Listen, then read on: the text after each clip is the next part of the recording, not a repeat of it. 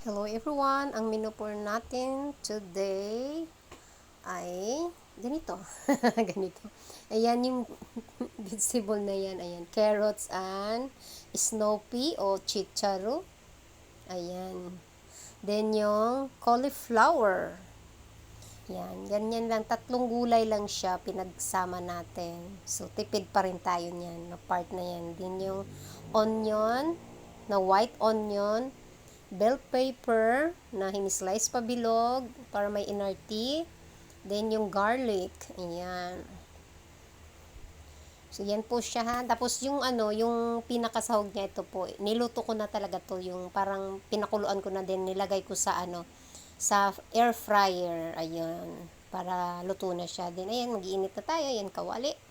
Then bawang, start na tayo sa ating gisa-gisa nating mga ricados. So yung pala dyan, yung cauliflower, ang ginawa ko dyan, binabad ko muna ng water na may asin para kung meron mang something na sa loob niya ay lulutang yun. So, ganun kami pagka naggulay kami ng cauliflower. Pag na-slice mo na siya, ibabad mo siya sa water na may asin. Kasi kung may nakatira man sa loob na yun, lulutang yun. Oo. Para hindi natin masama sa pagluto. So, ayan na. Ilagay na natin si cauliflower. As usual, yung ginagawa ko na ini-steam ko yung gulay para saglit na lang tayo hindi siya ma-overcook kasi steam mo siya tapos gisa-gisa na lang, no.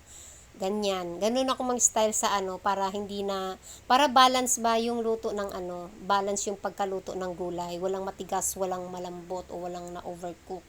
So, ganun, gisa-gisa lang siya saglit. Ayan, nilalagay ko na yung asin, o magic sarap, lagyan ko ng black pepper, yon, nilalagyan ko na yun ng ganyan. Lagyan na natin ng mga iba pang ingredient na hindi nyo nakita kanina. So, yan na nga. Gisa-gisa lang siya, hindi masyado matagal kasi na-steam na natin yung vegetable. Oo, nasa medium lang yung apoy niyan.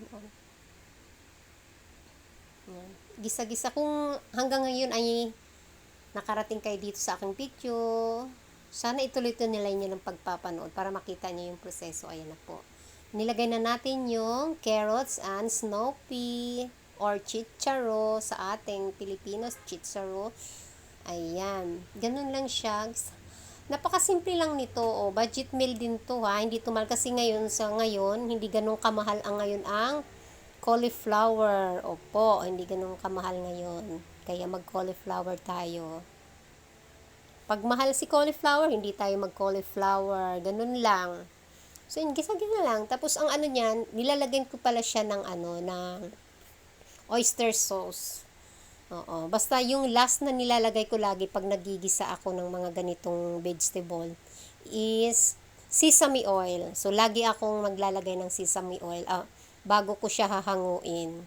Pag mga ganitong ulam, kahit nasa sinangag na rice, may sesame oil din ako before ko siya hahanguin para yung aroma niya is maiiwan doon. Kasi pagka tinagalan mo siya, nawawalan yung aroma. So, dapat before mo siya hanguin, saka ka na maglagay ng sesame oil. So, ayan na.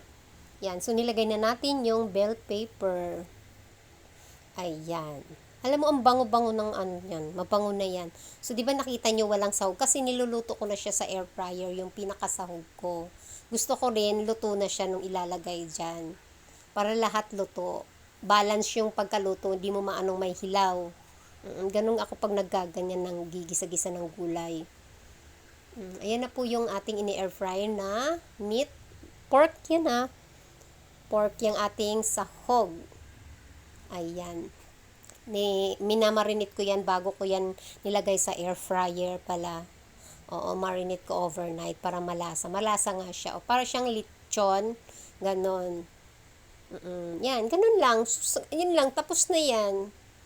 So, lalagyan ko na siya ng sesame oil. Kasi parehas na luto lahat yan. So, na lang, kunting init-init lang. Mabilisan lang siya. Ayan. Lagyan na tayo ng ating pang-last na aroma ay ang sesame oil. Then, tapos na yan. Ihain na natin. Ganon. Mabilisan lang po ito. Yung pagbalat-balat lang ng mahirap din gulay maghiwa-hiwa. Yan. Okay na. Si-serve na natin.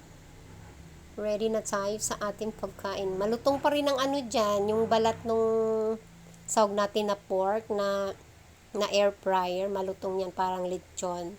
Oo. Kaya hindi ko siya masyado tinagal para hindi siya kukunat. Malutong pa rin. Ayan na po. Ready na ang ating pagkain.